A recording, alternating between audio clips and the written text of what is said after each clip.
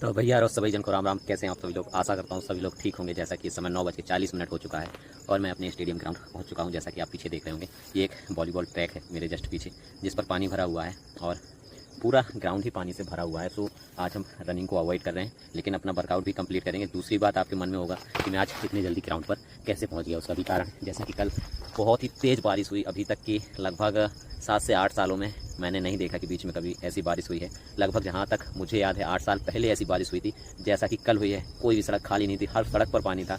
जैसा कि आपका भाई एक गिग वर्कर है, गिग वर्कर के तौर पर काम करता है। तो जब मैं देर रात अपनी गाड़ी को ड्राइव कर रहा था, अपनी बाइक को, रात को वही 11 बजे के आसपास, तो सड़कों की जो बस्ती की छोटी छोटी रास्ताएं होती हैं या मेन सड़क भी होती है, आप मानेंगे नहीं यकीन, जहाँ से बहाव चल रहा था कि पूरा पानी निकल रहा था पूरी बस्तियों का, तो आप यकीन मानिए कि गाड़ी पूरी इंजन तक डूब रही थी। मन में ये भय रह रहा कि यदि गाड़ी बंद होती है, स्पीड छूटती है, तो कहीं ना कहीं इंजन चोक होने का डर था, क्योंकि साइलेंसर तक गाड़ी पूरी डूबी हुई थी।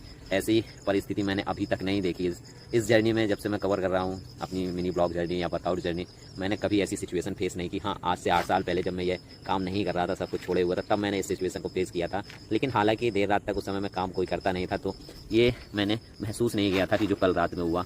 गाड़ियाँ एकदम डूबी हुई, यहाँ तक कि आप यकीन मानिए कि यदि 4 व्हीलर खड़ी हुई है, यदि उन्होंने अपनी स्पीड छोड़ दी और रोड पर खड़े हो गए, तो आप ये मानिए कि उनकी गाड़ियों में समस्या हो ही गई। उनकी गाड़ी दोबारा स्टार्ट हुई ही नहीं।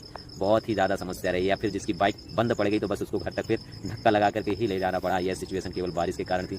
बारिश में सारी सड़कें फुल थी। एक जगह तो मैं डिलीवरी करने गया, एक चाचा जी थे, बहुत ही ज़्यादा नाराज़ हो गए, लेकिन वो इतने बुजुर्ग थे कि मैं उन्हें कुछ कह नहीं पाया। हालांकि थोड़ी सी बदतमीजी भी उन्होंने की। मैंने चलिए कोई नहीं, बाप समान है, सुन लेते हैं, थोड़ा क्या दिक्कत है भाई। समस्याएं उलझाने से उलझ जाती हैं, सुलझाने से सुलझ जाती हैं। और फिर उनकी सिचुएशन ऐसी थी कि उनके घर को के अंदर पानी भरा हुआ था, तो वो अपना गुस्सा कहीं नहीं निकाल पा रहे थे, तो उन्होंने अपना पूरा गुस्सा मेरे ऊपर ही निकाल दिया। मैंने भी उसको किनारे किया और सुन के आराम से अपनी डिलीवरी कंप्लीट करी। हालांकि उनके घर की ही डिलीवरी थी, उन्हें भी नहीं पता था कि उनके घर से किसी ने कुछ मंगाया है। जब उनका घर से उनका लड़का निकल के आया, तो उसने जब डिलीवरी ली, तब उनको थोड़ी शर्मिंदगी महसूस हुई कि उन्हें लग रहा था कि मैं कहीं और लेके जा रहा था। और गाड़ी तो स्पीड में होती है, वैसे ही स्पीड में जब गाड़ी पानी के अंदर आधी डूब चुकी हो, तो वैसे में स्पीड छोड़ पाना बहुत ही ज़्यादा मुश्किल होता है। तो उस स्पीड में जब मैं निकल रहा था, तो चाचा जी के घर के अंदर पूरा पानी भी फुल फोर्स से जा रहा था, तो चाचा जी का नाराज़ होना भी स्वाभाविक सा था।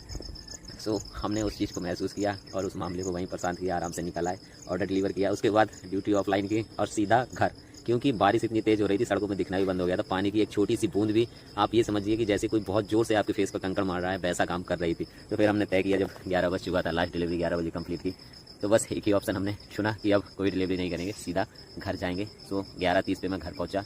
उसके बाद बाइक खड़ी करके आराम से कपड़े हाथ मुँह धो के खाना पीना खा के आराम से रेस्ट किया। और सुबह जब देखा तो चारों तरफ खेतों में पानी एकदम भरा हुआ है, फसलें पूरी डूब चुकी हैं। आप यकीन नहीं मानेंगे, नज़ारा देखने लायक था। हालांकि मैं उसको कवर नहीं किया,